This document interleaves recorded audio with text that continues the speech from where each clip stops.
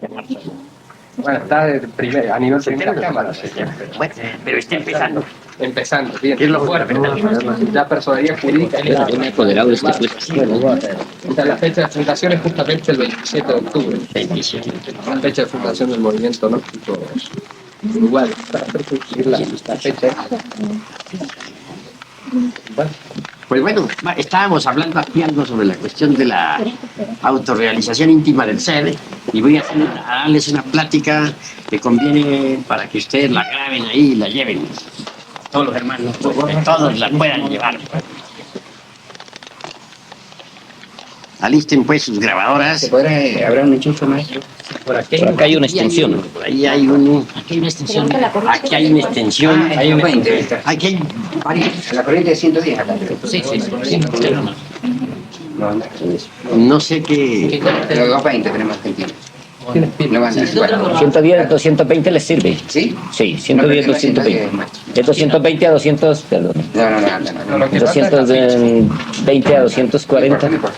¿El tuyo es Pablo? Sí, la padilla. Bueno, entonces con ese son Bueno, con ese son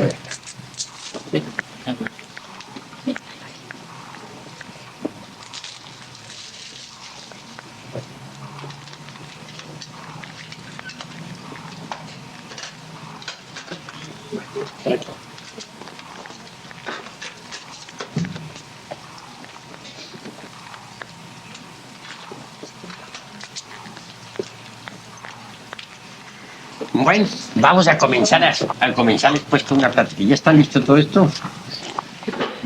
Está bien, para que lo graben, ¿no?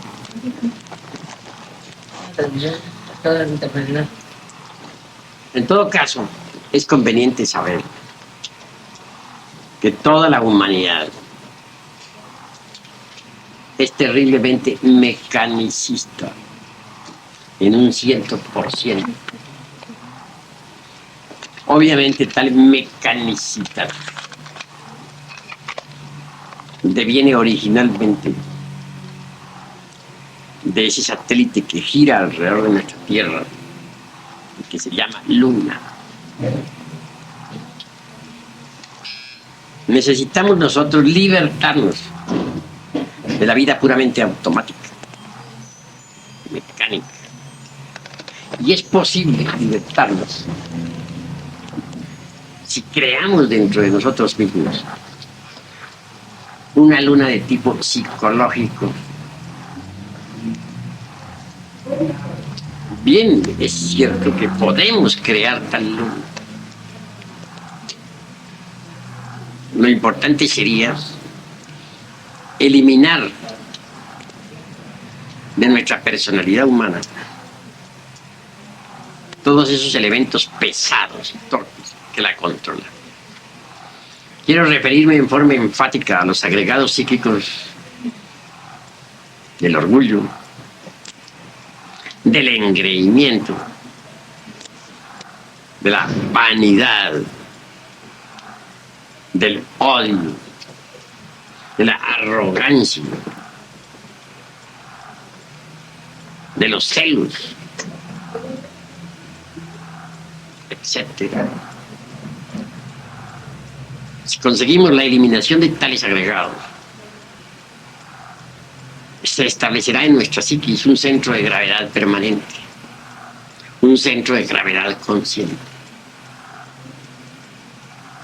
Incuestionablemente tal centro es lo que podemos denominar enfáticamente luna psicológica. Obviamente, dicha luna viene a darnos continuidad de propósitos. Entonces ya no andaremos a la deriva en las cuestiones relacionadas con el trabajo sobre sí mismos. Se habrá promovido un cambio extraordinario. Mas eso no es todo. Se hace necesario progresar aún más. Necesitamos crear un sistema solar psicológico dentro de nosotros mismos. Para ello hay que bajar a la novena esfera, al noveno círculo dantesco.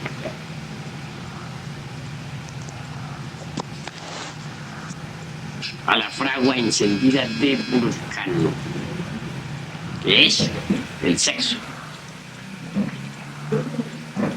Incuestionablemente,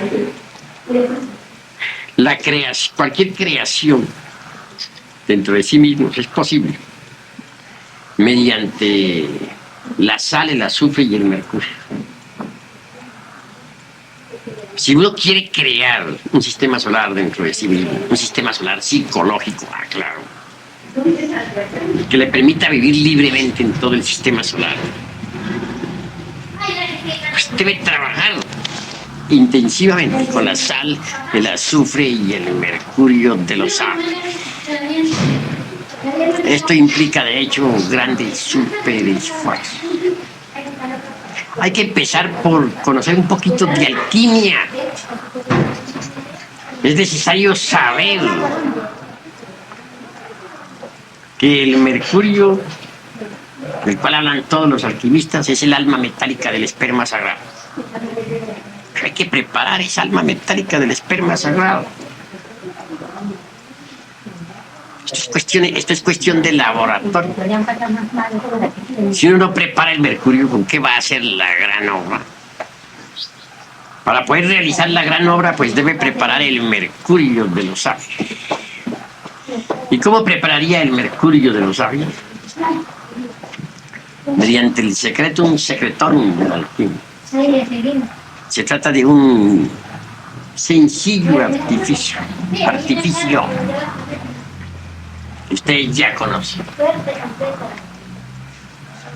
Es la conexión del lingam yoni.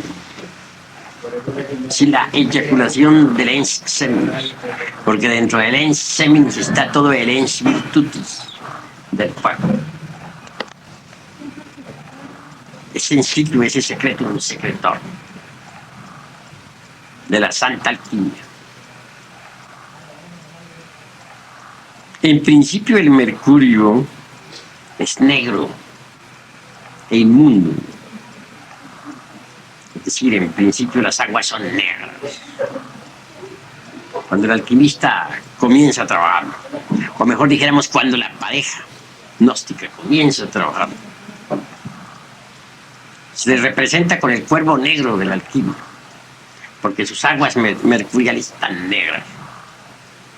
Dicen los alquimistas en forma muy simpática y simbólica que de entre esas aguas negras hay que sacar la gelatina blanca.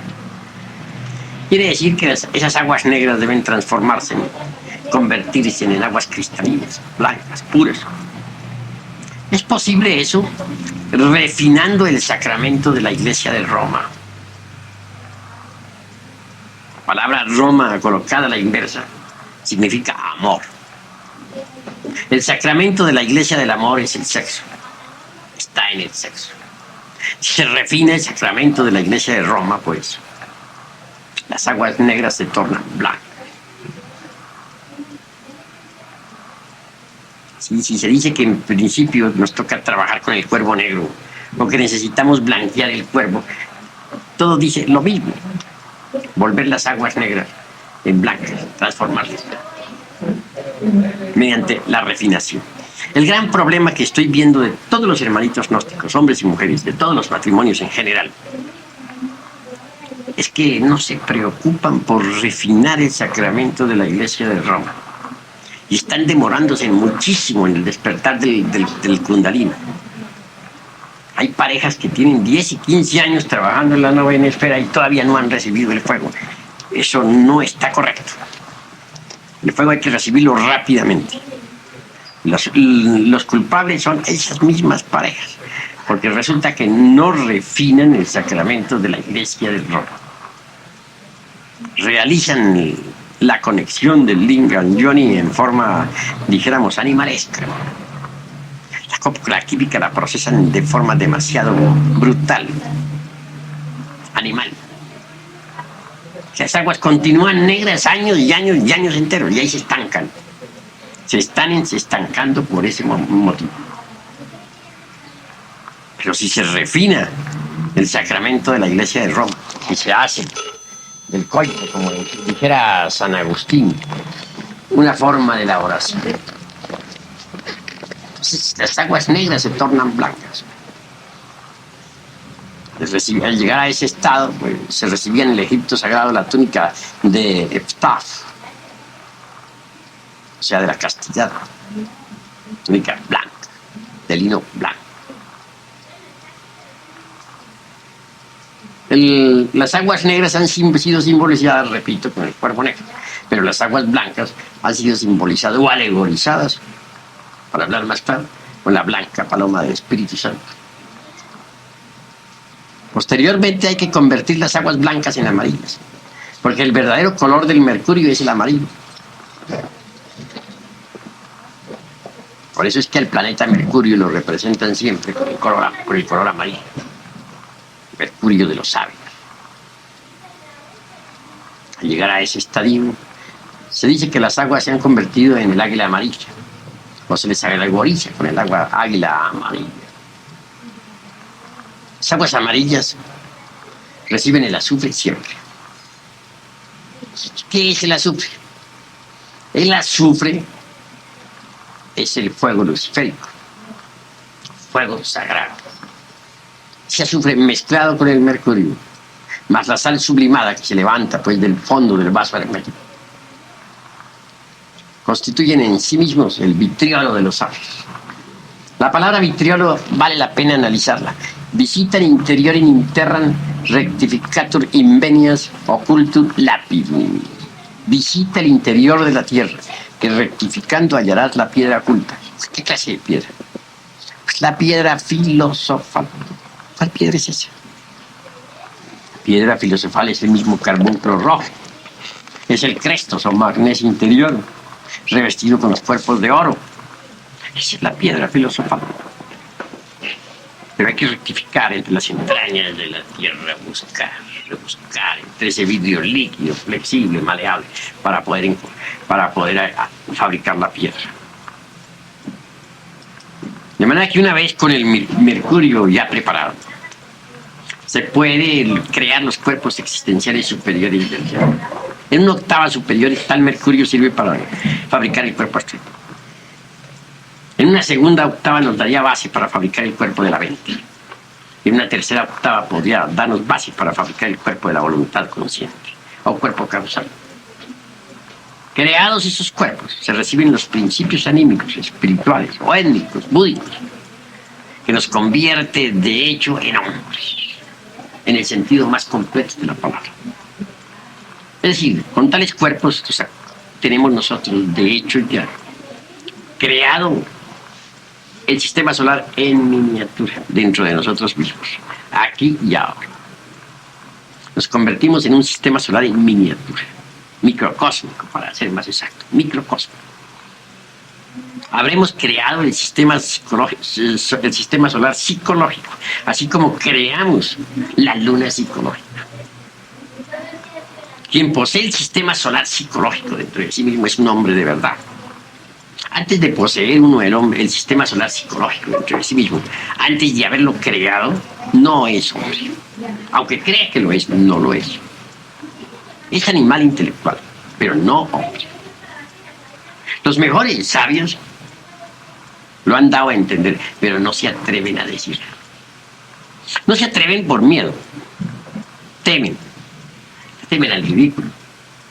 Temen a la reacción de las gentes. Sienten vergüenza. No lo dicen, lo van a entender, pero nada más. A mí, francamente, me parece que hay que poner las cartas sobre la mesa y decir la verdad, con valor, cueste lo que cueste. Mientras uno no ha creado los cuerpos existenciales superiores dentro de sí mismo, no es hombre. Es animal intelectual. Hasta en las facultades de medicina se ha dicho. Aquí un profesor de medicina aquí en el Distrito Federal, en plena cátedra, dijo: nosotros somos mamíferos intelectuales o racionales, que es lo mismo.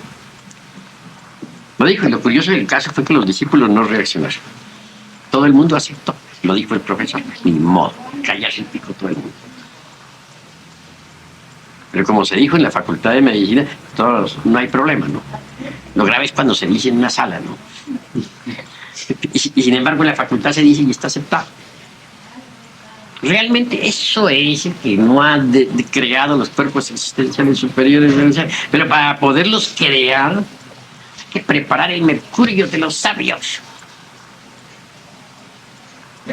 Así pues, una vez que uno ha creado un sistema solar psicológico dentro de sí mismo y una luna psicológica, si quiere avanzar un poco más, tiene que definir.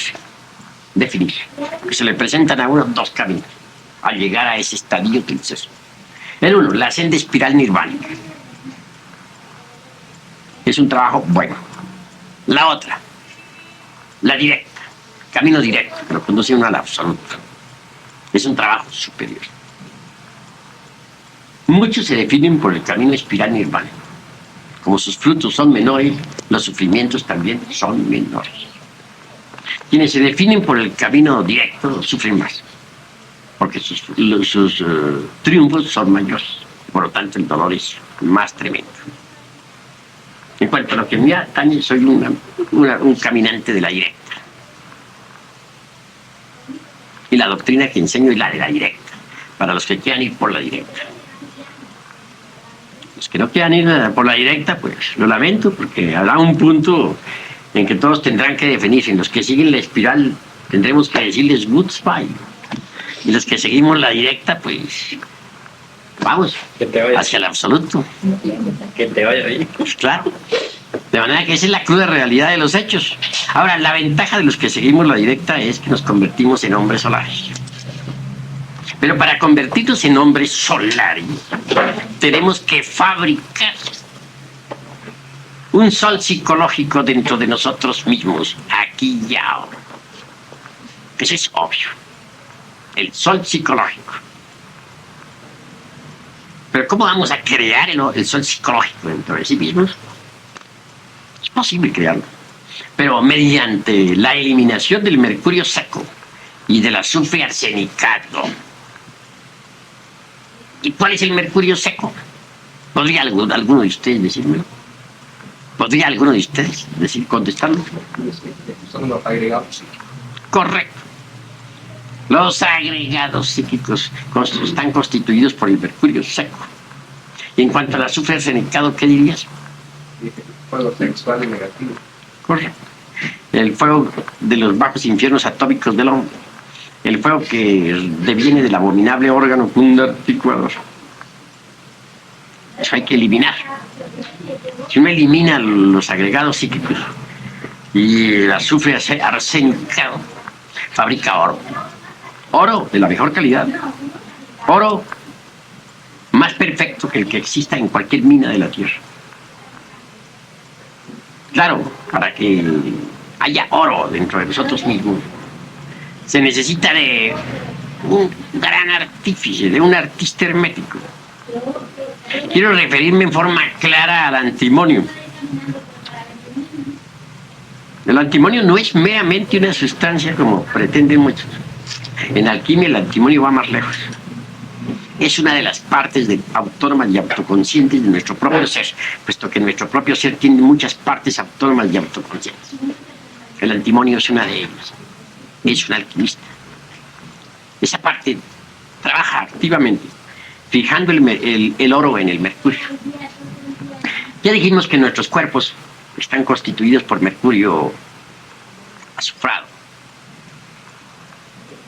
más un poco de sal sublimada. Pero fijar, pues, el oro en ese mercurio es lo importante. Ustedes saben muy bien la relación que existe siempre entre el oro y el mercurio en las minas. Hay oro, hay mercurio muy fecundo, donde se puede fijar, donde se fija siempre el oro. Pues bueno, dentro de nosotros también hay relación entre el mercurio y el oro y el mercurio. A medida que vamos eliminando, por ejemplo, los agregados psíquicos o el mercurio seco relacionado con el cuerpo astral, es claro que el antimonio va fijando el oro en ese cuerpo. Y llega un instante en que verdaderamente el cuerpo sideral o astral, el famoso eidolon, se convierte en un vehículo finísimo de oro puro, de la mejor calidad. Al llegar a esa etapa es claro que la serpiente se devora al cuerpo astral, se lo traga. Y entonces pasamos a gozar del poder de los chakras. Antes, pues, porque una cosa es despertar a la serpiente, ponerle en actividad, y otra cosa es gozar de los chakras. Para poder gozar de los chakras, se necesita indispensablemente haber sido devorados por la serpiente. Una vez, después que el cuerpo astral ha sido tragado por la culebra, viene el trabajo con el cuerpo mental. Muchos pueden progresar hasta el astral. Al llegar a trabajar con la mente, fracasan. La mente es muy difícil. Ustedes saben lo que significa convertir uno su propia mente en una mente de oro, en una mente divinal. La mente es dificilísima y volverla de oro.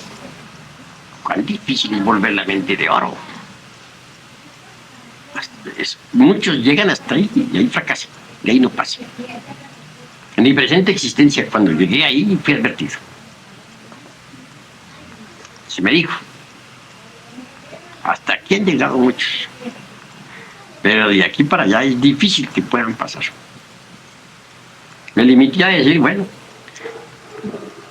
voy a intentar. Y me propuse trabajar, eliminar el mercurio seco de la mente.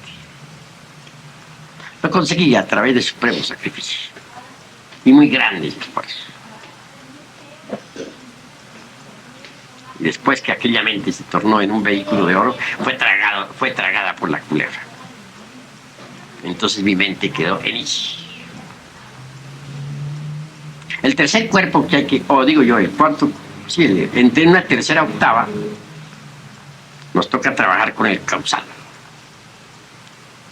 Parece increíble que también en el mundo de las causas naturales tengamos mercurio seco, pero lo tenemos. Eliminar el mercurio seco en el mundo causal es muy difícil porque por lo común los agregados psíquicos del mundo causal o del cuerpo causal están vinculados al karma. Y eso es lo grave. Ahí tiene que haber negociaciones para poder eliminar determinados agregados. Super esfuerzos espantosos, más allá de lo normal. Terribles arrepentimientos. Allí es donde tenemos que lavar nuestros pies con la sangre del corazón. Todo eso es gravísimo.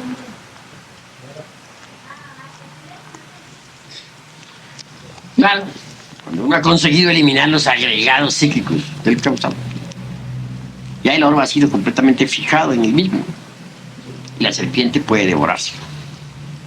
Entonces es admitido en el mundo de las causas naturales como adepto calificado. Y es recibido pues en el templo del mundo causal como adepto calificado. Mucho más tarde pues, habrá que elaborar con el buddhi, o cuerpo búdico o intuicional, tan cantado por muchos autores. Se le denomina la Valquiria, la bella Salomita, la bella Sulamita, la esposa de Salomón, rey, la bella Helena de Troya, etc. Convertir aquel vehículo en un vehículo de oro no es tan fácil. Se trata de, para poder lograrlo, hay que eliminar todos aquellos átomos que fueron, dijéramos, deformados por nuestros errores. Cada átomo de esos implica una conciencia atómica diferente, deformada. Es decir, encontramos allí, dijéramos, inteligencias malignas. No propiamente en el Buddhi, sino en su contraparte por antonomasia.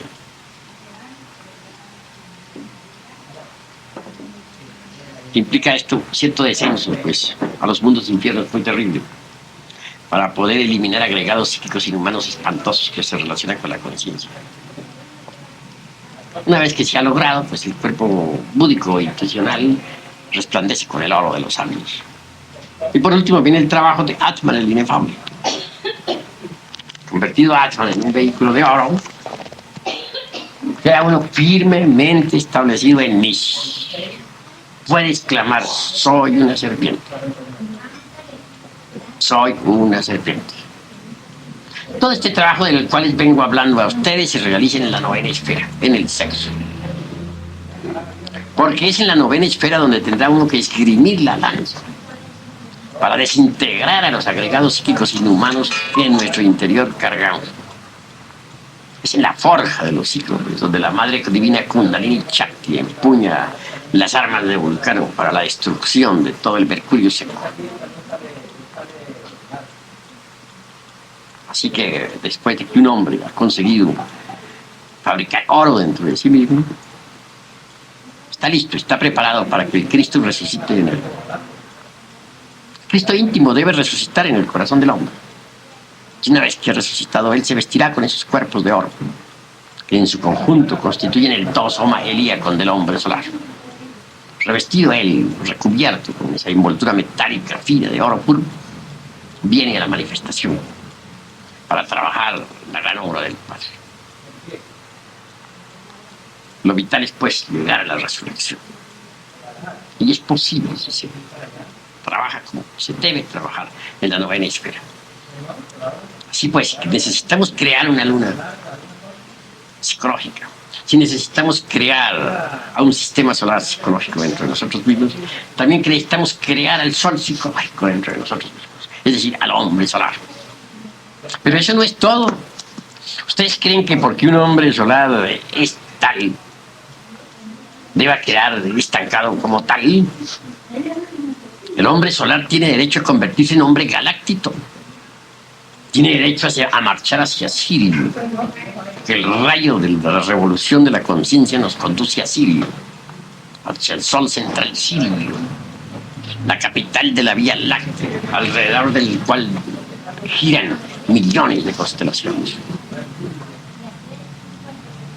Si un hombre solar quiere convertirse en un hombre galáctico, necesitará inevitablemente crearse una galaxia psicológica dentro de sí mismo. Para crearla tendrá que bajar otra vez a la fragua encendida de Vulcano, a trabajar allí con el agua y el fuego. Necesitará trabajar en la forja de los cíclopes, crear aquellos vehículos finísimos del Nirmanakaya, del Sambhogakaya, que tiene 3 grados de perfección más que el de Nirmanakaya, del Adhikaya, del Dharmakaya. Vehículos que le permitan existir como hombre galáctico en la galaxia y vivir en Sirio. Para eso debe bajar, crear los cuerpos que necesita para convertirse en hombre galáctico. No podría uno ser un hombre galáctico si no poseyera los 4 kayas de la alquimia. Una vez que uno los ha creado, se convierte en hombre galáctico.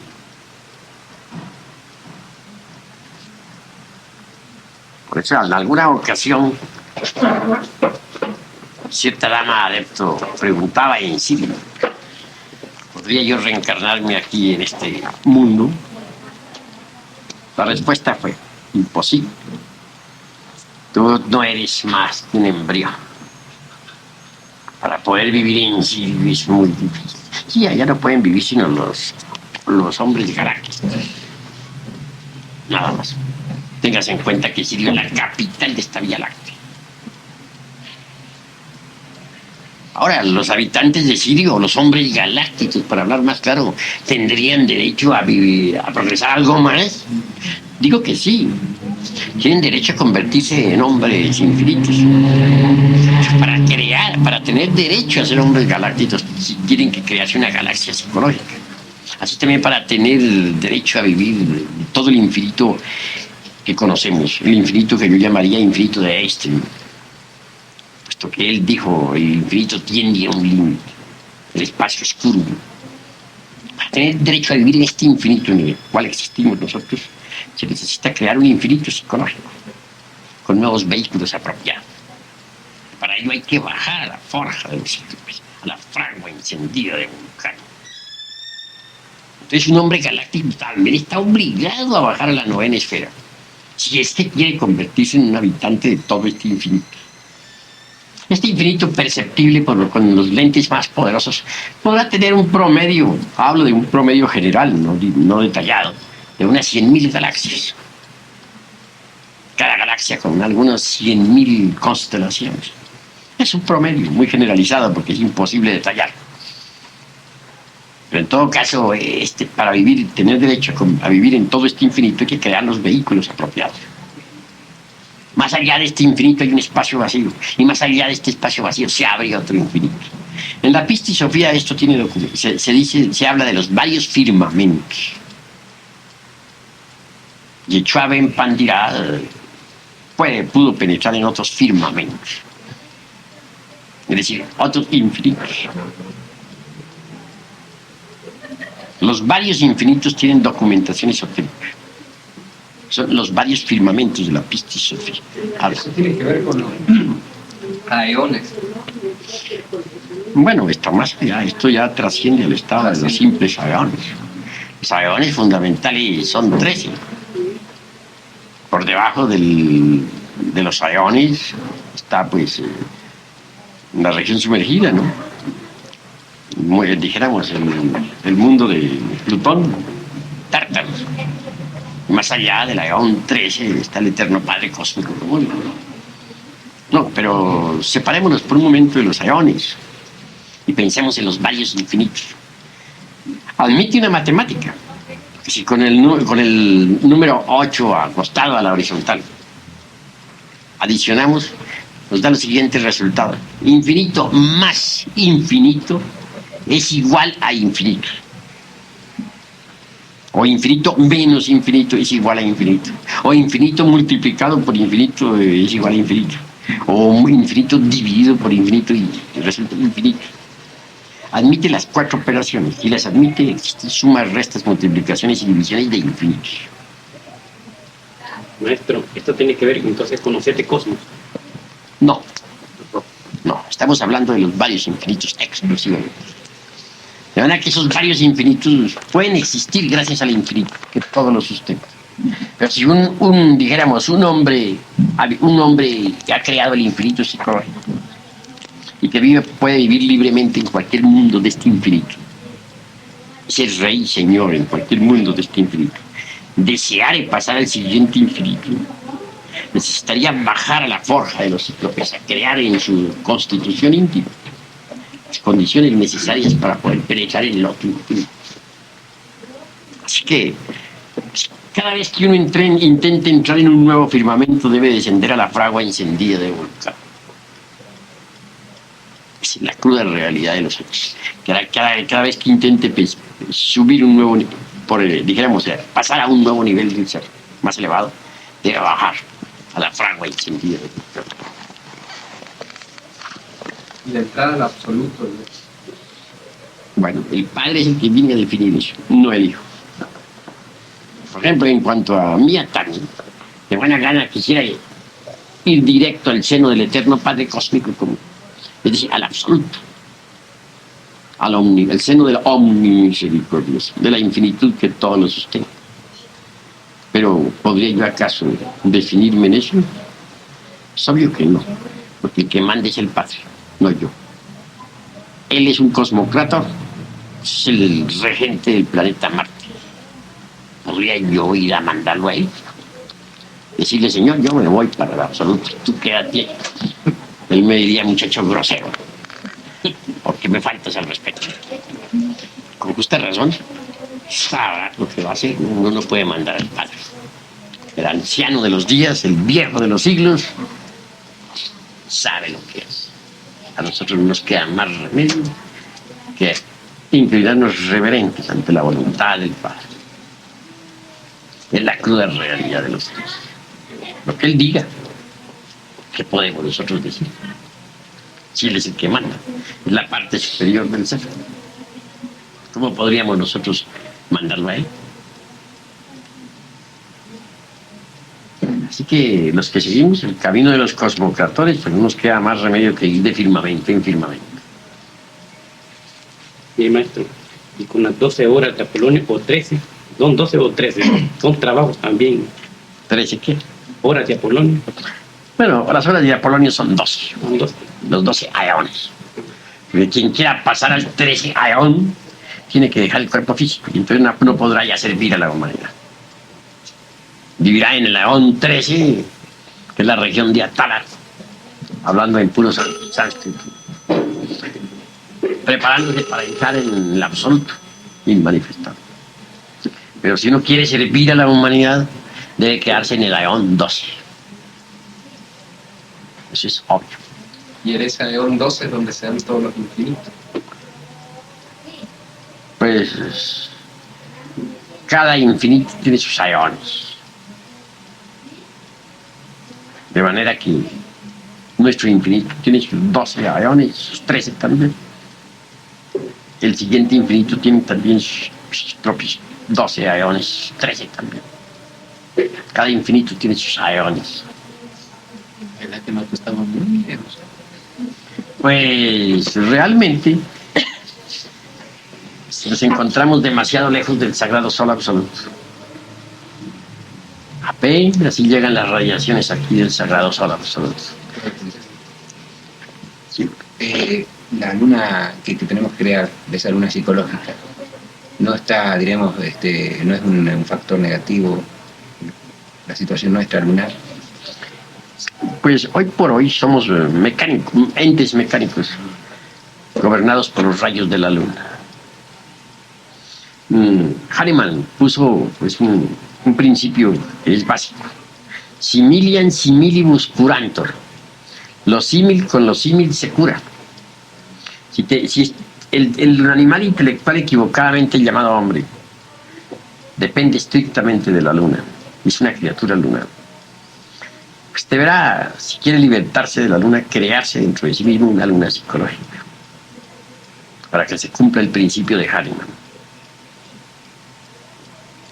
Después de eso, dará el siguiente paso: la creación del sistema solar psicológico. Luego continuará con la creación del sol psicológico. Mucho más tarde con la galaxia psicológica. Por último con el infinito psicológico. Al llegar a esas alturas tendrá que definir entre entrar en el seno del eterno Padre Cósmico Común o pasar al siguiente infinito. Maestro, ¿eso es siempre si el Padre lo quiere? Si el Padre lo quiere. Porque nosotros no podemos mandar al Padre. Ahora, si el Padre nos ha puesto en este camino a todos nosotros, es para que trabajemos sobre sí mismos, para que logremos pues la autorrealización íntima del ser. Pero hay que hacer creaciones. También hay que eliminar lo que no sirve. Hay que eliminar todo el mercurio seco y el azufre renicado. Cada vez que se baja la forja del ciclo, que usted dice, ¿se baja con la misma técnica o con distintas técnicas? El fundamento de todo el trabajo de la gran obra está en ese sencillo artificio que constituye el secretum secretorum de la ley. En esa simple fórmula, conexión del Lingam Yonim, sin derramar jamás el vaso de Hermes Trismegisto, el 3 veces grande Dios Ibis de Tot. Ahí es donde está la fórmula. Esa es la fórmula en todo el cosmos. Si uno intenta penetrar un sistema solar desconocido y convertirse en un habitante del mismo, estudiar desde lejos, recibir algún informe sobre ese sistema solar, saber qué cuerpos o qué vehículos o qué condiciones especiales se necesitan para ingresar en el mismo, prepararse para poder tener derecho a ingresar. Se prepara uno en la forja de los siglos. Tiene que bajar a crear lo que necesita para entrar en ese nuevo sistema solar. Siempre tiene que ser con la sacerdotisa. Siempre, porque no puede ser una fuerza crear. se necesitan tres fuerzas. Se necesita del santo afirmar, del santo negar y del santo conciliar. Si no se trabaja con las tres fuerzas, positiva, negativa y neutra, no se puede realizar ninguna creación. Mire, maestro, siendo usted, como dice, el quinto de los 7 y el que más ha sufrido, es señal de que ha bajado varias veces a trabajar con las tres montañas. Bueno, dentro de mí está el quinto de los 7, que es el ser. Él es el quinto de los 7. Mi insignificante persona considero que no tiene ningún valor. No vale fain ser. Lo que importa es el ser. Entonces, ¿qué valdemos nosotros? El ser. ¿Qué valdemos nosotros? El ser es lo que cuenta, lo que vale. No nuestras personas, que no valen nada. Venerable maestro, en cuál de estas etapas se logra trascender el signo zodiacal, las influencias planetarias? O sea, hay una etapa en la cual el ser dejará ya el signo que tenga o las influencias planetarias las podrá neutralizar. ¿Sí? ¿Ya con la luna psicológica se logra eso? No, ni con el sistema planetario psicológico se logra eso, tampoco. Pero sí se logra cuando se convierte uno en un hombre solar. Creando el sol absoluto. Tiene uno que crear el sol psicológico dentro de sí mismo. Creado el sol psicológico dentro de sí mismo puede independizarse del zodíaco. Perdón, se refiere al zodiaco del sistema primero.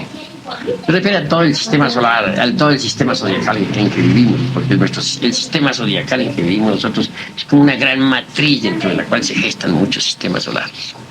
Si uno quiere libertarse de ese zodiaco, necesita independizarse, y solamente se puede independizar mediante la creación del hombre solar. El hombre solar es rey del zodiaco, puede gobernar todo el zodiaco. Pero para poderse independizar del zodiaco, debe crear dentro de sí mismo el sol psicológico. Y si se quiere ir más lejos, pues tiene que convertirse ya en un hombre galáctico. Uno no podría convertirse en un hombre galáctico si no crea la galaxia psicológica dentro de sí mismo. Tiene que crear vehículos nuevos. Tiene que crear los 4 calles. Si no ha creado los 4 calles, ¿cómo puede darse el lujo de convertirse en un habitante de Sirio? Los habitantes de Sirio poseen los 4 calles mencionados en el esoterismo sánscrito. Venerable maestro, ¿nos quiere declarar en una forma más asequible qué suponen los 4 calles en sí, a nuestro entendimiento? Son 4 vehículos de orden superior. Por ejemplo, el de Nirmanakaya es el que ha renunciado al nirvana por amor a la humanidad. Y después de muchos nirvanas ganados y perdidos por amor a la humanidad, dice la Blavatsky, se gana el derecho a vivir en un mundo de supernirvánicas felicidades. El de Sambhogakaya tiene 3 grados más de perfección que el de Nirmanakaya. Mucho más allá del Sambhogakaya, que tiene 3 grados más de perfección. Está pues el de Adhikaya. Es un vehículo pues, de inteligencia, un vehículo de genialidad. Y mucho más allá de la Adhikaya está el de Dharmakaya, de recompensa, premio total. Quien ha llegado a esas alturas, de hecho, puede vivir en toda la galaxia. Ha creado la galaxia psicológica dentro de sí mismo. Muy agradecido, venerable. De manera que, hermanos, hay grados y grados. Pero sí les digo una gran verdad. Si uno no elimina todo el mercurio seco que lleva en su interior, es decir, los agregados psíquicos inhumanos que en nuestro interior cargamos, se fracasará lamentablemente. Se convertiría uno de hecho, pues, en un Hanasmussen con doble centro de gravedad. En un fracaso cósmico, un aborto de la Madre Divina Kundalini. Uno necesita eliminar todos los agregados psíquicos que personifican a nuestros errores. En tanto no lo haya hecho, tendrá que vivir en estado de inconsciencia. Todo bodhisattva caído es Kamakusa. De hecho que sí, porque tiene doble centro de gravedad. El uno es el del bodhisattva, en sí mismo. El otro es el del ego. Luego entonces posee doble centro de gravedad. Y va mal. Maestro, ¿puedo hacer una pregunta? Sí, En el trabajo de la forja, de los ciclos, el complemento, cuando uno se ha casado, diremos así, un poco mecánicamente, ¿cuál es la situación cuando se ingresa en este camino, en este sendero, y no hay un complemento perfecto o aproximado, no sé cómo decirlo? ¿Qué se puede hacer? ¿O qué se debe hacer? Pues realmente el matrimonio mecanicista es el platillo del día. Pues toda la tierra está llena de matrimonios mecanicistas. Pero si se ingresa, hay que tornarse consciente. Hay que comprender primero que todo la doctrina. Comprenderla a fondo, mediante el estudio, la reflexión. Ahora, Voy a personar un momentito, ¿no? pues, vas a ver.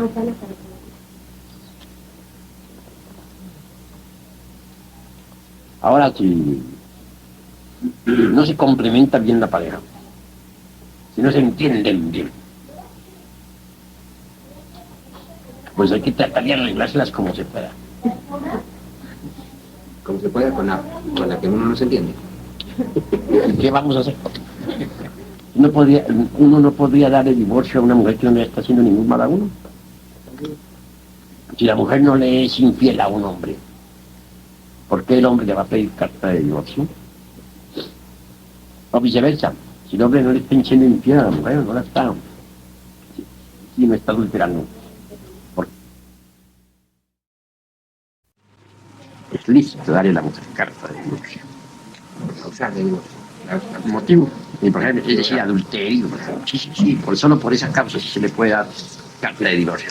Pero aquello es que porque no sé, o he visto por ahí avisos, he visto anuncios muy curiosos. Una mujer se divorció del hombre por un solo motivo, porque el hombre roncaba mucho. Por eso, porque al dormir roncaba demasiado. Detallitos insignificantes sirven hoy en día en la vida moderna para el divorcio. Total que en vista de eso, debemos ser reflexivos. Sí, muchas me escriben a mí diciéndome, muchas mujeres, que el marido de ellas no les da, que sí les da, que les golpea, que no les golpea, en fin, 50.000 cosas por el estilo, ¿no? Muchos hombres me dicen qué hacen con esa mujer, que no la pueden creer ya porque es de muy mal genio, porque les pelea mucho, porque no les atiende la comida, en fin, muchas cosas. ¿Ustedes creen, mis estimables hermanos, que esas gentes están aprovechando el tiempo? Entiendo que están mal aprovechando el tiempo. Pues en la vida práctica es el gimnasio psicológico donde nosotros debemos autodescubrirnos. Un hombre que se queja de su mujer, siendo gnóstico, su mujer tiene mal carácter, se queja de los defectos de ella en general. ¿Creen ustedes que está preparado realmente para la autorrealización íntima del ser? Al contrario, mientras más difícil es el ambiente de hogar, especialmente, mejor es como gimnasio psicológico. Es precisamente en medio de las dificultades psicológicas donde nosotros podemos autodescubrirnos. Qué bonito es el momento en que nos está uno insultando a la mujer, poner uno cuidado a ver qué parte del ser de uno, de qué parte del ego está reaccionando. A veces se quiere el amor propio, a veces el yo de la autoimportancia se siente molesto, a veces el yo del egoísmo blasfema y protesta. Vale la pena ese gimnasio psicológico, es formidable. Ese no debe ser motivo del divorcio. Ahora, queda un problemita, es un problemazo. El del trabajo incide en la novena esfera, la cuestión sexual. Hay mujeres que no quieren el trabajo en la novena esfera por nada de la vida, que lo odian. Es gravísimo, gravísimo, gravísimo. No quedaría sino una sola salida. Trabajar con ese tipo de mujer sin hablarle de gnosis jamás, ni de alquimia. Pues no quiere oír hablar sobre eso. Odia eso, pues ¿para qué se le habla sobre eso? No tiene caso. No decirle una palabra. Tendría que volverse el marido ahí una especie de artista. Porque no quedaría más remedio. Simular que está en una conexión profana. Hasta simular que ha derramado el vaso de Hermes sin derramarlo, claro está. Es decir, volverse un cómico, ¿no? Durante el trabajo. Y si el caso es a la inversa, se trata de que es el marido el que no quiere la doctrina, el que no quiere transmutar, y la pobre mujer si quiere transmutar, pues tendrá que hacer lo mismo, volverse un artista. Llevarle la corriente al hombre, hacerle creer que sí, que él está fornicando y no está. Con su mente echará los mantras, y hará todos sus trabajos interiormente sin decir una palabra. No le queda más. Pero si a pesar de todo eso el hombre resultase demasiado astuto en ese caso, ¿qué haría la pobre mujer? O si la mujer resultase muy astuta para el hombre, ¿qué haría el pobre hombre? Es un caso ya tan grave que no quedaría ya por la autorrealización. Ahí sí no quedaría más que el divorcio. O el divorcio o la fornicación. O el divorcio o el fracaso. De las dos cosas, ¿cuál será preferible? Divorcio. Claro. No quedaría más remedio. Venerable maestro, normalmente Todas las posibilidades. ¿No? Se agotan primero todas las posibilidades. Hay que agotarlas todas. Íntegras.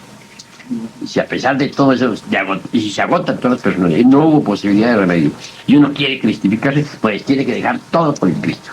O va con el Cristo, o va, en ese caso, con las fuerzas tenebrosas. Tiene que decidirse. Que no hay Venerable más maestro, remedio. permite una pregunta. Sí, hermano. Una pareja normalmente, en la vida actual, a los 60 años el hombre y la mujer, en su condición normal actual, desempeñan la gran obra lo mismo que la desempeñarían potencialmente a los 50 años o a los 40. Bueno, eso depende, ¿sabes? Depende. Hay hombres que a los 60 años apenas si pueden mascar el agua, ¿sabes? Ya, no, es decir, ya, pues no pueden hacer la gran obra. Pero hay hombres que a los 60 años están comenzando a vivir. Tienen una gran potencia sexual. ¿En qué está la diferencia de los unos y de los otros? Pues sencillamente que aquel que ha despilfarrado sus energías creadoras, que las ha malgastado en las fornicaciones y adulterios, al llegar a los 60 años es un impotente, inevitablemente. Pero si un hombre ha ahorrado la totalidad de sus energías durante toda su vida, a los 60 años están nuevecitos. Y entonces, en el caso de la mujer, En el caso de la mujer se da lo mismo. Hay mujeres que a los 60 años ya claudicaron. Y hay mujeres que a los 60 años todavía tienen fortaleza y energía. ¿Y la menopausia no influye en esto, maestro? Pues bueno, yo he visto casos de multitud de casos de mujeres que han pasado por la menopausia. Después de haber pasado por la menopausia, siguen su vida sexual normal. Pasan su edad crítica, después siguen normal. Pueden realizar este trabajo perfectamente. Perfectamente. Al no producir ya la hormona femenina después de la menopausia no hay problema No, para hacer fornicación. no producirá la hormona femenina, pero sí están en la actividad las energías sexuales. Las energías del tercer Son las ojo. que son las que hay que espiritualizar. En cambio, mujeres, ya a la edad de los 40 ya claudican, porque abusaron del sexo. Y eso cabe una pregunta, maestro. Sí, ahí caben las mujeres que abusaron del sexo, pues llegan a cierta edad que ya sus órganos sexuales se atrofian. O vienen en distintas enfermedades, anomalías, desarreglos, y ya no pueden trabajar, aunque quieran trabajar. Perdón. No, ya que venía relacionado, perdón, disculpe. Las personas que han tenido una operación por distintas razones, pero siguen trabajando con su energía sexual, o sea, que no tienen los órganos. Porque eso hay una duda que se ha planteado con un misionero. que ha dicho categóricamente, no voy a nombrar que la persona que ha sufrido la amputación de su órgano sexual no tiene ninguna posibilidad de trabajo. Quisiera que su palabra. Fácil, hermanos. Fácil, bendiciones. Fácil. Sigan, hermanos. Pues voy a decirles a ustedes una gran verdad, aplicable a los dos sexos. Si a un hombre lo vuelven eunuco, ese hombre ya no puede trabajar. ¿Cómo haría para trabajar? O sea, una mujer también le extirpan sus ovarios. ¿En qué situación quedaría? ¿No es en la misma de un eunuco? ¿Puede acaso un eunuco, sea macho o hembra, trabajar con la energía creadora del tercer logos? Obviamente no. No es posible. En ese caso, pues a la mujer no le queda más remedio que dedicarse a trabajar sobre la disolución del ego hasta donde le sea posible. Aprovechar el tiempo para que en la futura existencia nazca más consciente y poder continuar en su trabajo. Es la realidad de los hechos. Esa pregunta es Venerable maestro, en ese mismo orden, hay ciertas interpretaciones que no se conciben claramente en relación al estado homosexual. ¿Nos quiere usted definir eso de una manera radical? Un homosexual declarado o una lesbiana declarada tiene la posibilidad de recuperarse aún trabajando en la gran obra, la posibilidad, la potencialidad. La respuesta es un poco dolorosa. Ustedes han conocido, algunos de ustedes alguna vez en la vida, a un homosexual perfectamente regenerado. No. El homosexual que se regenera deja de ser homosexual. ¿Tú has conocido a algún homosexual que en la vida haya dejado de ser homosexual? ¿De verdad, en un 100%? No lo hay. Porque es una semilla degenerada. Está podrida. No se puede hacer de nuevo porque está podrida. Así que hay semillas vegetales degeneradas que no germinan, aunque se siembren en muy buena tierra y en las mejores condiciones, no germinan porque están degeneradas. Aquí también hay semillas humanas, gérmenes humanos. aunque sea joven, Aunque sea jóvenes, pero son gérmenes degenerados que ya no se pueden, de ninguna manera se pueden arreglar. Traten ustedes de regenerar una semilla, un germen vegetal, y de colocarlo en magníficas condiciones para que germine, a ver si es cierto que germina. Después de que se demuestre que está degenerado. No germina. Lo mismo son los gérmenes depositados en las glándulas sexuales. Un germen degenerado no germina jamás. De ahí no puede salir un hombre, nunca. Pero Es un caso perdido. Pero en un próximo retorno puede acomodar ese condicionamiento, o sea, tiene un karma, ¿no? Por supuesto. Entonces en la próxima, pagando ese karma, puede modificar y ya lograr ser, o en próximos retornos, ser otra vez normal para poder trabajar. O va en involución completa. Podría darse el caso. Tal vez mediante un gran arrepentimiento y un gran dolor en futura existencia tuviera un cuerpo muy normal. Después de haber pasado por un gran dolor. Yo tengo una amiga Es psicóloga que ella se ha dedicado a tratar homosexuales para ver si puede regenerar, y en su larga vida de experiencia como psicóloga nunca ha conseguido un solo caso. Es completamente imposible. Son semillas degeneradas. A ver, a tu amiga, dile que no pierda su tiempo tontamente. Eso es imposible. Semilla degenerada está degenerada. En la pregunta que él hace de si el muchacho es joven, quiere decir que él ya viene degenerado de vidas anteriores. Degenerado. Y esa degeneración se debe a los abusos sexuales. Si un individuo abusa del sexo, puede venir en una nueva existencia ya degenerado, con un germen degenerado, por el abuso. ¿Y qué la muerte segura? Normalmente los infrasexuales del homosexualismo y del lesbianismo ingresan en la involución sumergida de los mundos psíquicos. Raros son los casos en que mediante un supremo dolor se arrepientan y en una nueva existencia nazcan en un vehículo normal. Son muy raros. Se pueden contar con los dedos de la mano y sobran dedos. General de existe la posibilidad de regenerar. O sea, no existe la posibilidad de un homosexual que, por ejemplo, dándose cuenta en base a su anhelo espiritual, empieza a trabajar correctamente con el sexo, etcétera, etcétera, etcétera. O con el conocimiento de la nazi, por ejemplo, conozco un homosexual que llegue al conocimiento ¿no? Y que se da cuenta, bueno, que de todo su error. Entonces que empieza a trabajar totalmente al revés de como trabajaba. Puede haber algo de regeneración sobre esa degeneración. Voy a decir posibilidad. hasta ahora, mejor dicho, yo pensé mucho y a veces estuve de acuerdo con tu concepto. Podría suceder ese caso de que se regenerara.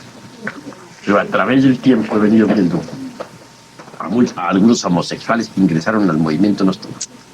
Nunca se regeneraron. Jamás. Ni aún con el conocimiento. Hubo un homosexual que se arrepintió en pleno templo. Que juró, que firmó y hasta juró con sangre no volver a ser homosexual.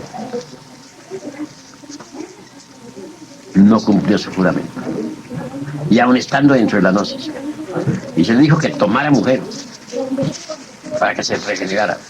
Nunca la tomó. Y ya debe estar a estas horas de la vida ya un hombre viejo, continúa siendo homosexual. De manera que está visto hasta la saciedad que no se regenera. Hay ciertas zonas del cerebro que no le funcionan el cerebro. O glándulas. Pues Intestino puede ser. es un germen degenerado. Esto. Venerable maestro, se puede pensar que una humanidad, en el estado de nuestra humanidad actual, si tuviese tiempo,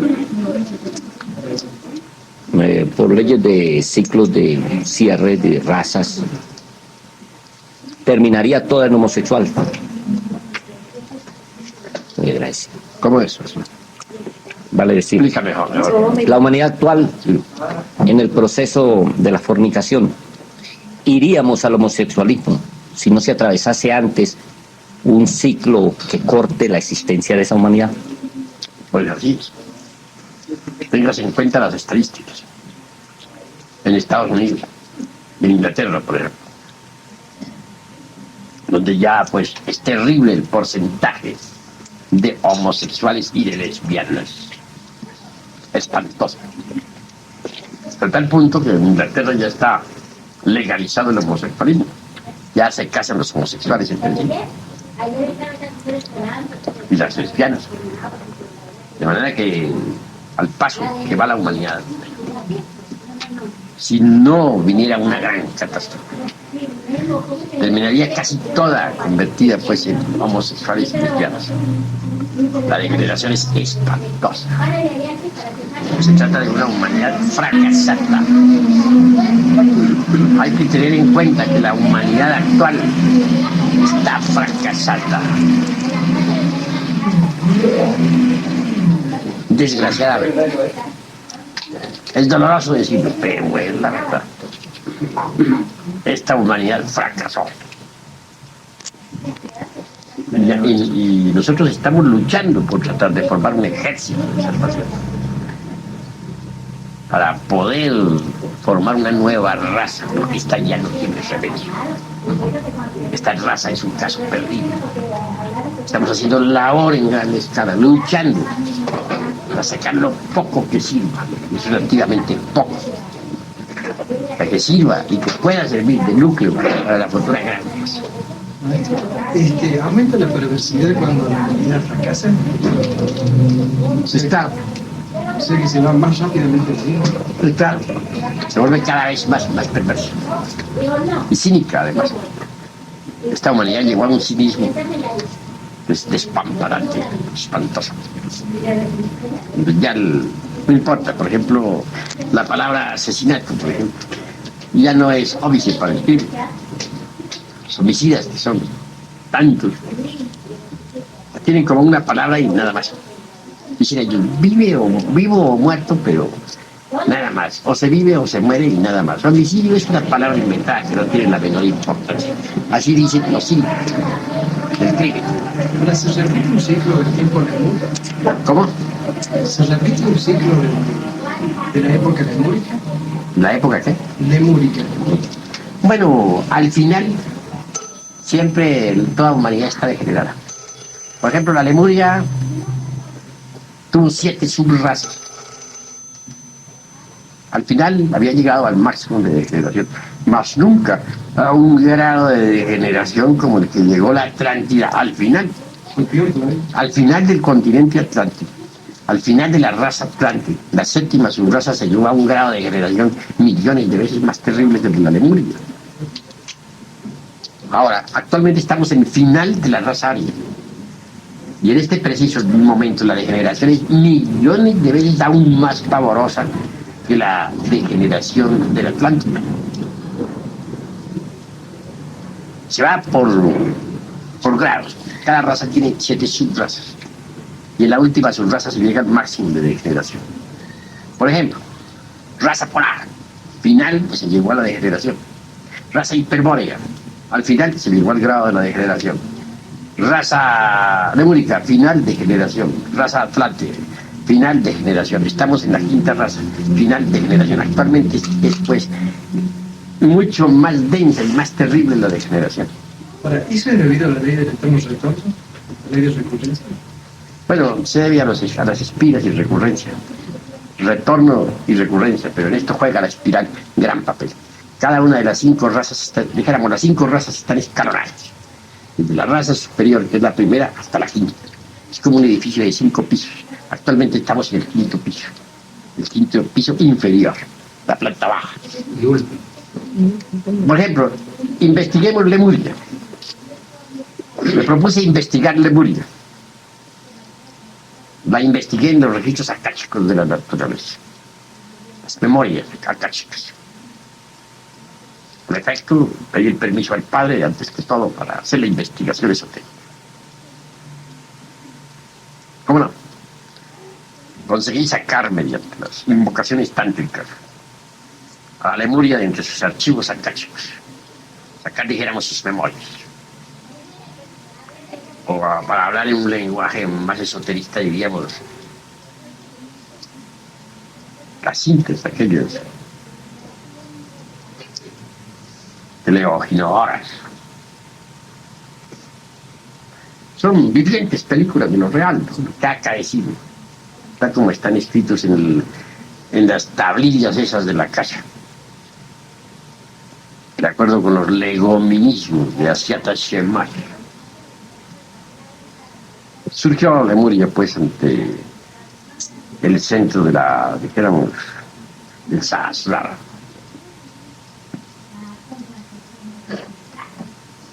Y tuve la buena visita de un grupo de lemures, hombres todos de estaturas de 4 y 5 metros, revestidos con sus típicas vestiduras folclóricas lemúricas, sus mantos y sus extraños sombreros metálicos, etc. Tomaron asiento así como ustedes lo tomaron. Entonces, hablé al principal de ellos, con el propósito de investigar las cuestiones relacionadas con el sexo. ¿Cuál es el jefe? Dije, de todos ustedes, jefe de esta familia. Uno de ellos tomó la palabra. Soy yo. Está bien. ¿Cómo realizaban ustedes el acto sexual en Lemuria? ¿Cómo se reproducían ustedes en su época? Bueno, claro, entre paréntesis, estaba hablando yo con el habitante de la 7ª subraza, de los degenerados. Nosotros nos uníamos sexualmente, hombre y mujer, para la reproducción. Realizábamos la conexión del cañón y normalmente. Ustedes derramaban el vaso de Hermes, sí lo derramábamos para poder crear hijos. Pero solamente realizábamos la unión sexual exclusivamente cuando queríamos criar un hijo y nada más. Nunca por placer, siempre cuando queríamos criar. Y lo hacíamos con entera veneración. y profundo respeto. No derramábamos el esperma sagrado jamás fuera del vaso sagrado. Entonces continúe diciendo, pero no se da cuenta usted que eso de derramar el vaso de él es un pecado. Bueno, nosotros lo hacíamos con entero respeto. Le dije, eso lo hacían ustedes en su época, cuando ustedes eran habitantes de la séptima subraza, en la Lemuria. Pero no, así no se reprodujeron siempre los habitantes de la Lemuria. Cuando se produjo la división de sexos, por la mitad de la época lemúrica, por la tercera subraza, la reproducción se hacía dentro de los templos y no se derramaba el vaso de Hermes. Entonces se reproducían los seres humanos mediante Kriya Sakti, por el poder de la voluntad y de la yoga. Digo, eso sí nosotros no sabemos. ¿Quieren que se los demuestre, señores? Sí, nos gustaría conocer eso. Esta clase de trabajos son muy importantes, ¿no? Invoqué, de hecho, hice una invocación táctica a un viejo habitante de la antigua Lemuria, de esos que se reproducían por Kriya Sakti, el poder de la voluntad y de la yoga, exclusivamente dentro de los templos. Concurrió a mi llamado, gigante, como de 4 a 5 metros de estatura, venerable y anciano, cabellos blancos, barba blanca, impecable. Allí sí pude ver perfectamente que ese anciano, por esta época, debe estar caído, tiene cuerpo físico en algún país del mundo que todavía no sé, pero tiene cuerpo físico. Traía sus vestillejos, vestidos de sagrada, sus sandalias. Sobre su cabeza traía, pues, algunos extraños sombreros unos sobre otros, motivo por el cual tuve que regañarle, recriminarle. Le dije, ¿qué es eso que trae usted sobre su cabeza? ¿Qué significa todos esos sombreros del siglo XX? ¿No siente usted vergüenza de eso? ¿No se da cuenta que usted viene dormido? Lo que está trayendo son formas mentales sobre su cabeza. Quítelas, disuélvalas, desintégrelas. Las desintegró instantáneamente. Eso sí, las desintegró. Pero con todo eso pude ver que su conciencia ya venía dormida. Es decir, a pesar de haber sido un individuo sagrado, ahora está dormido por estos tiempos. Debe estar caído, claro, está caído con toda seguridad, se lo digo, por este tiempo. Pues, le dije, bueno, estamos hablando aquí sobre el sexo, la reproducción en la antigua Lemuria. Dé testimonio usted aquí en este recinto sobre el modo de reproducción del antiguo continente Mu. ¿Cómo se reproducía la gente en su tiempo? Porque los que usted ve aquí no son sino gentes de la séptima subraza, ya estaban degenerados. Ahora, ¿cómo se reproducían las gentes de su tiempo cuando todavía no estaban degenerados? Me dijo, señor, nosotros nos reproducíamos por medio de Kriya Sakti. Nos reproducíamos en el templo exclusivamente. No derramábamos jamás el esperma sagrado. Nunca.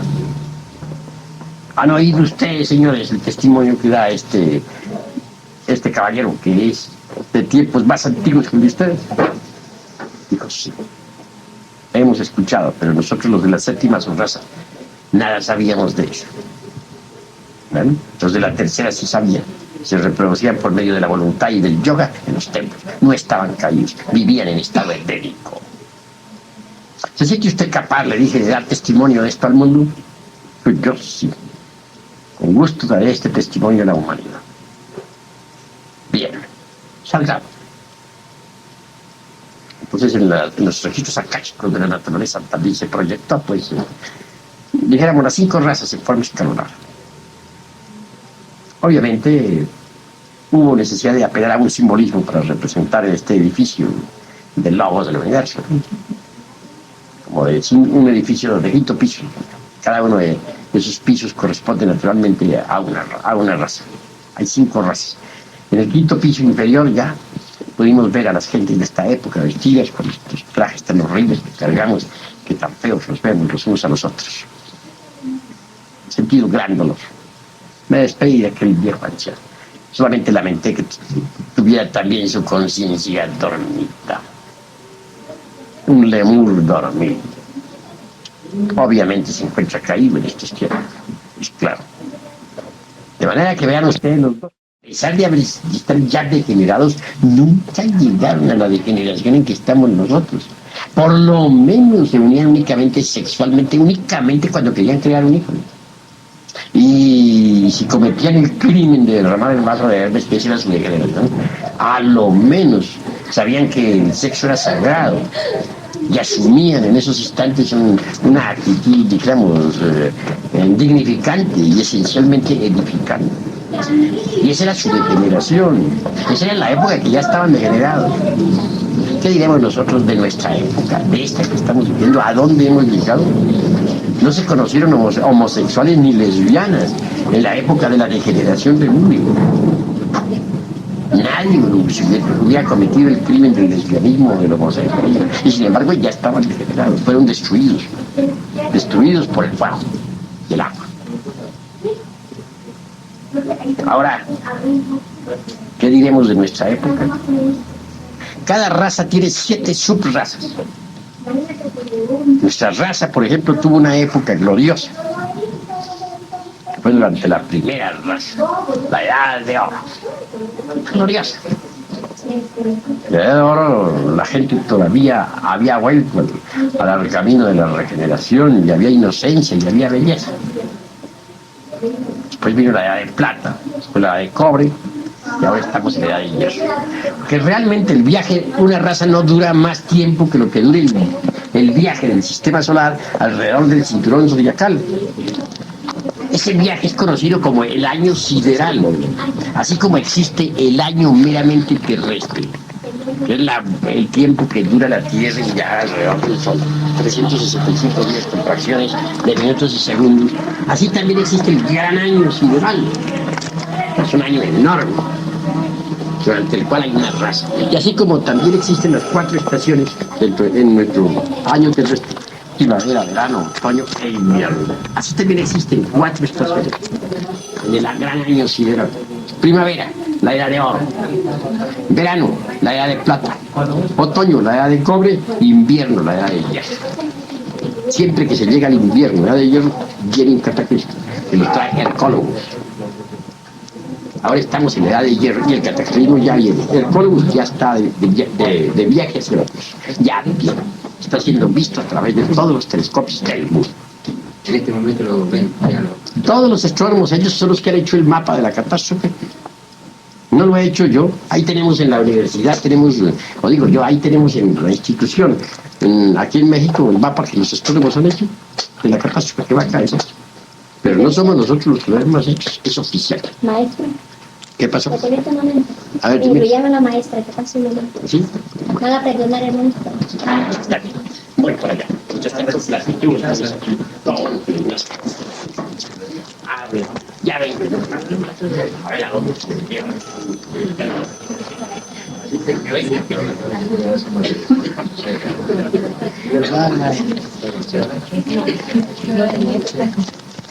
Yo no traje grabadora, pero voy a hacer una cosa.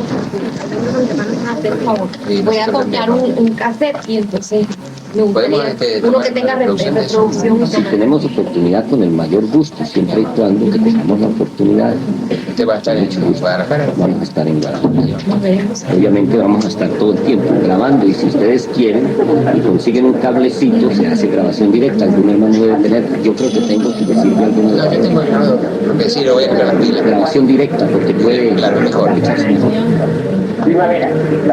deben conseguir varios cassettes, porque van a hacer muchas conferencias.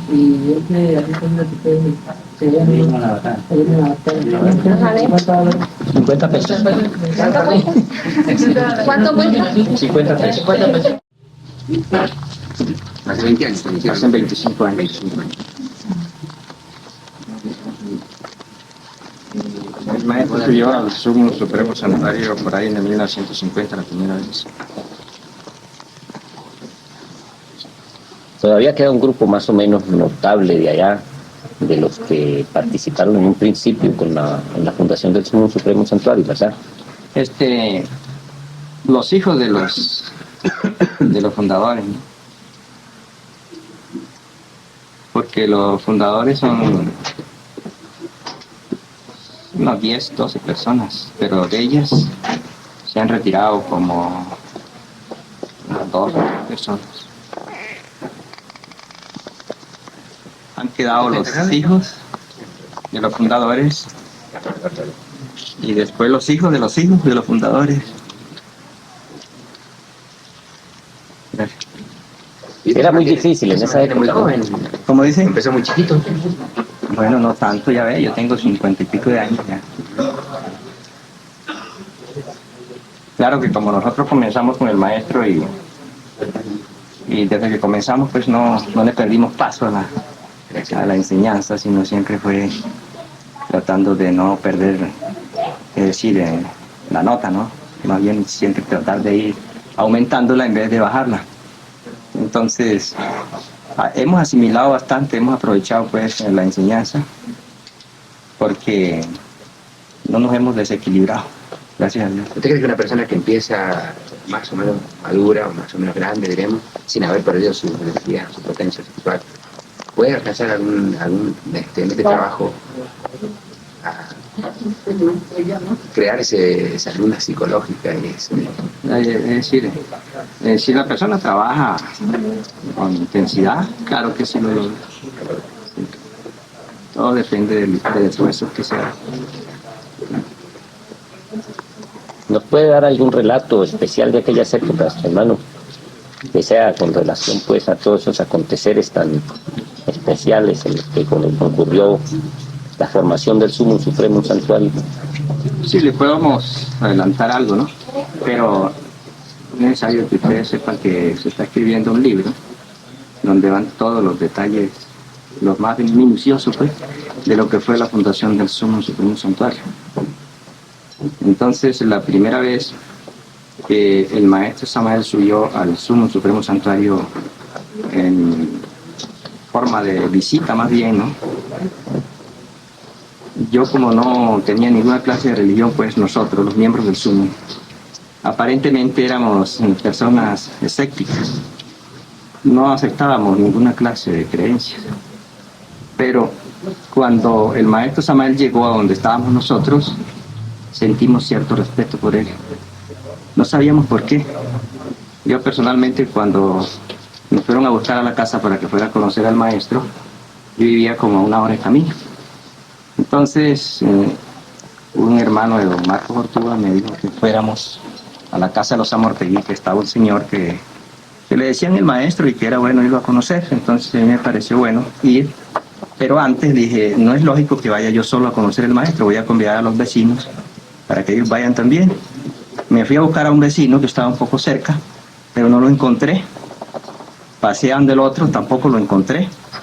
Encontré 2 niñitas, una como de 5 años, otra como de 6 años. Seguimos, solos. Más adelante encontramos a un señor y yo le dije que fuéramos donde los Amortegui, que había un señor ahí que le decían el maestro que estaba dando unas enseñanzas muy buenas. Entonces dijo que no iba por allá. Seguimos. Cuando yo llegué a la casa lo encontré meciéndose en una hamaca, con los ojos cerrados. Cuando le hablé, se paró y me dice, ¿qué hubo, hermano? ¿Cómo está? Me pareció que era evangélico o adventista, porque como ellos tienen esa costumbre. Entonces me dice, sí, yo lo estaba mirando por donde venía. Pero como ese era un bosque muy cerrado, dije, pero parece una charlatanería decirme que me estaba viendo, si tan lejos y por acá.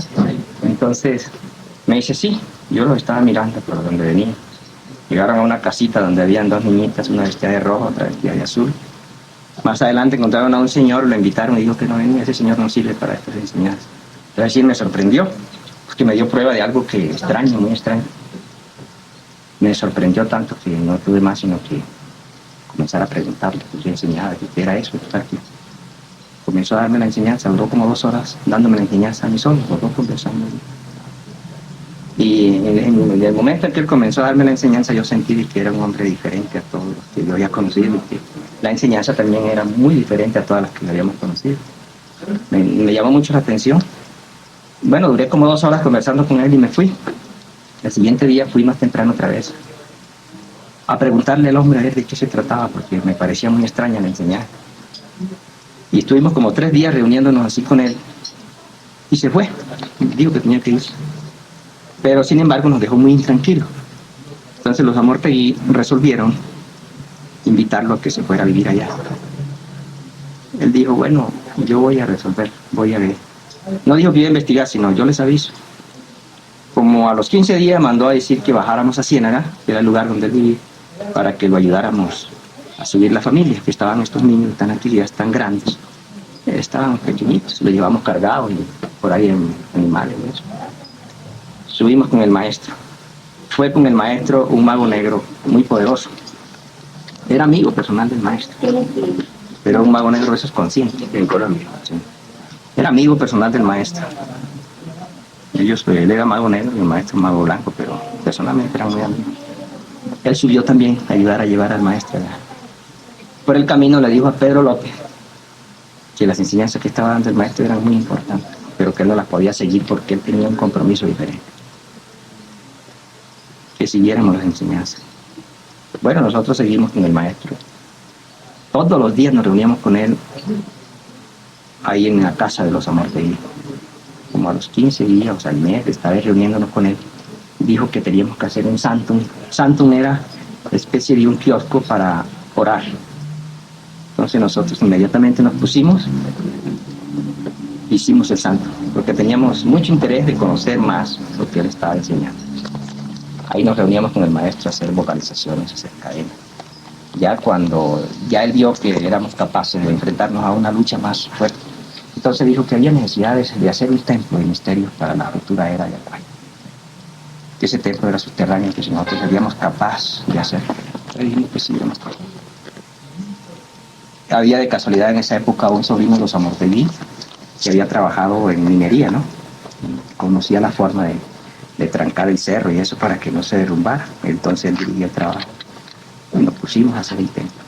Cuando ya hubo una capacidad regular, entonces ahí hacían la reunión. Y así duramos trabajando muchos años ahí. Duró por más o menos unos 14 años el trabajo constante ahí para poder construir el templo. ¿Ya está terminado? Ya está terminado. Mi hermano Celestino. Resulta de que después que ya comenzamos a hacer el templo se vinieron muchos acontecimientos. Cuando ya el movimiento comenzó a crecer, surgieron los enemigos por todas partes y las persecuciones para el maestro. Había ocasiones en que nos tocaba salir con él de noche, huyendo.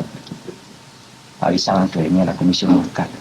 Porque nosotros hacíamos rituales dentro de esa cueva, como decían allá. Por ahí decían que era una cueva, ¿no? Nosotros hacíamos rituales ahí.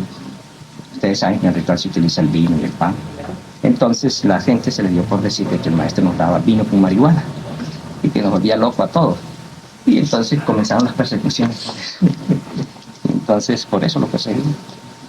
Y entonces en varias ocasiones le tocó que huirse. Porque miraban, menos mal que cuando se presentaba la oportunidad de que la comisión intentaba subir, la naturaleza protegía al maestro, en alguna forma. En cierta ocasión me acuerdo que salió el maestro como a las 7 de la mañana, porque ese día subía la comisión. Como tiene dos caminos la subida al Zoom, una que ahora es por carretera y la otra es camino de herradura. Entonces el maestro sabía que ellos iban a subir por el lado de la carretera y entonces se les vino por el lado del camino de herradura. Y a lo que el maestro salió de la casa, comenzó a llover. Y duró lloviendo hasta que el maestro se pudo escapar. No, la comisión no subió porque la lluvia no lo dejó subir. Ellos le tenían miedo al agua y el maestro no. El maestro se fue bajo el agua con toda la familia. Y así se presentaron muchos acontecimientos que tenían relación con las persecuciones del maestro. Y a nosotros, pues, nos criticaban de una forma exagerada. ¿Cuál fue en sí la razón del venerable maestro que usted dijo? Por las persecuciones, primero. Segundo, porque la misión es internacional. Porque nosotros le dijimos que porque no se quedaba, que de alguna forma se defendía. Y entonces dijo que no, porque su misión era internacional. Él tenía que caminar todo el planeta Tierra. Y así es. Y se entró hacia acá.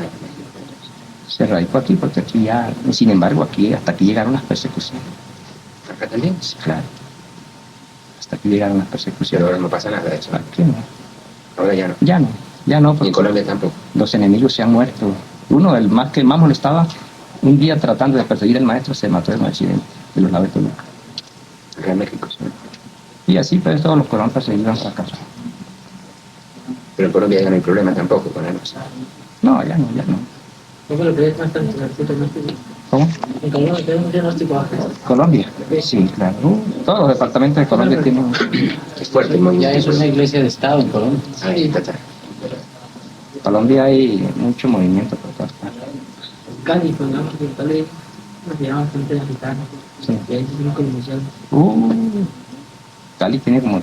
Creo que tiene como sus 25, 30 municipios. Todos los departamentos de Colombia tienen. El último que faltaba era el de La Guajira y ya este muchacho que llegó aquí ahora, que es sobrino, fundó un santuario en la capital de La Guajira. Riohacha.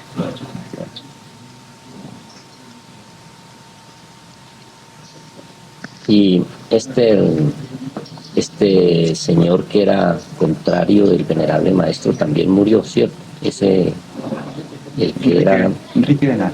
Enrique Bernal. Enrique Benar, sí, él murió. Benar, sí. Era un alto bodhisattva, ¿no? Era un bodhisattva de un gran maestro.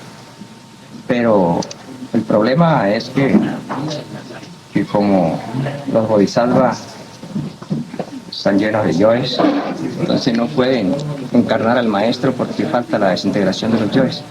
Se dedican a dar la enseñanza, sin morir, y entonces fortifican. Yo me acuerdo ahora mismo, por ejemplo, se suceden muchos acontecimientos con lo que el maestro Samael nos decía en el Sur Supremo Santuario hace 23 años. Si con el tiempo vendrán muchos hablando en mi nombre y a muchos engañarán aún a los escogidos. Hay muchas personas que hablan en nombre del maestro Samael, sin embargo lo están traicionando. Eso lo podemos comprobar nosotros y posiblemente ustedes van a ser testigos de muchos acontecimientos que se van a presentar dentro del movimiento nuestro. Hay personas que hablan en nombre del movimiento del maestro Samael y sin embargo son traidores del maestro Samael. Eso lo conocemos. ¿Dentro de Colombia o...? No, internacionalmente. En todos lados. Pero en Argentina somos muy nuevos, ¿no? Ahí no creo que haya tiempo de tomar traidores, no sé. Claro, porque el movimiento no se ha formado. ¿De qué forma lo traicionan al maestro? Eso es muy sencillo. La persona que se retira, que no es capaz de controlar sus yoes, protesta contra el maestro, inclusive se organizan con grupos gnósticos, pero que ya no practican nada. Eso es una cosa muy común. Hay un ejemplo de eso en los Estados Unidos, ¿verdad? De un señor que formó allá también. Efectivamente en los Estados Unidos hay muchos centros, ¿no? Pero hay una organización